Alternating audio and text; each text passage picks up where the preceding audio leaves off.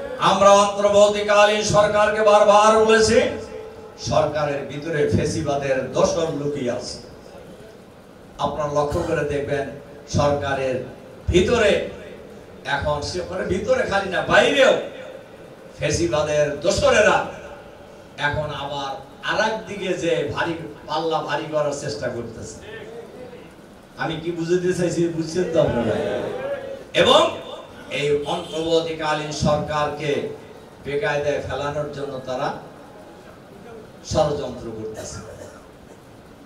Practically বাংলাদেশের মানুষ 2001 সালে নির্বাচনের পরে আর কোন নির্বাচনে সঠিকভাবে ভোট দিতে বান্ডেল থাকলে প্রতি সেনমানিতে টাকা বাঁচবে। বিকাশ সেনমানি বান্ডেল কিনে জিতুন প্রতি লেনদেনে। 8 সালে তাও একটা মোটামুটি হয়েছিল, ষড়যন্ত্র হয়েছে, ভোট কারচুপি হয়েছে, রেজাল্ট পরিবর্তন হয়েছে,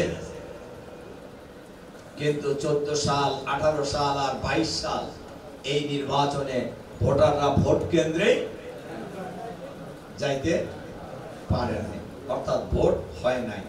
এতদিন আপনি ধৈর্য ধরতে পারলেন, আর 1-2 মাসে কি আসে যায়? আবার আমাদের প্রতিবেশী রাষ্ট্র বলছেন ডিসেম্বরে নির্বাচন হইতে হবে। বাংলাদেশে কখন নির্বাচন হবে এটা নির্ধারণ করবে বাংলাদেশের মানুষ। আপনি কে? দাদাগিরি চলবে না বাংলাদেশের মাটিতে। আর এই বাংলাদেশের মানুষ নিজেদের ভালো মন্দ বোঝা শিখেছে, সুতরাং দাদাগিরি করার সুযোগ এই বাংলাদেশের মানুষ আর দেবে না। সুতরাং আমরা বলেছি একটি ফ্রি ফেয়ার ক্রেডিবল ইলেকশনের জন্য যতটুকু সংস্কার প্রয়োজন, আমরা সংস্কার কমিশনের সাথে ডায়ালগের সময় আমরা এই কথা বলেছি। ফ্রি ফেয়ার ক্রেডিবল ইলেকশনের জন্য বাংলাদেশকে একটি নির্বাচনী ব্যবস্থার মধ্যে নিয়ে আসার জন্য যতটুকু সংস্কার প্রয়োজন তা অবশ্যই করতে হবে।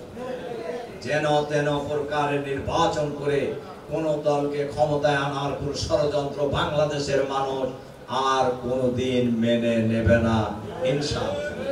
ইনশাআল্লাহ আমাদের শহীদ আমিরে জামাত থেকে শুরু করে জামাতের নেতৃবৃন্দকে মিথ্যা মামলা, মিথ্যা সাক্ষী, মিথ্যা প্রসিকিউশন, মিথ্যা তদন্ত কর্মকর্তা, মিথ্যা বিচারপতি নিয়োগের মাধ্যমে ষড়যন্ত্র করে আমাদের নেতাদেরকে ফাঁসি দিয়ে হত্যা করা হয়েছে। ইতিমধ্যেই বাংলাদেশের সর্বোচ্চ আদালত সুপ্রিম কোর্টের ফুল বেঞ্চ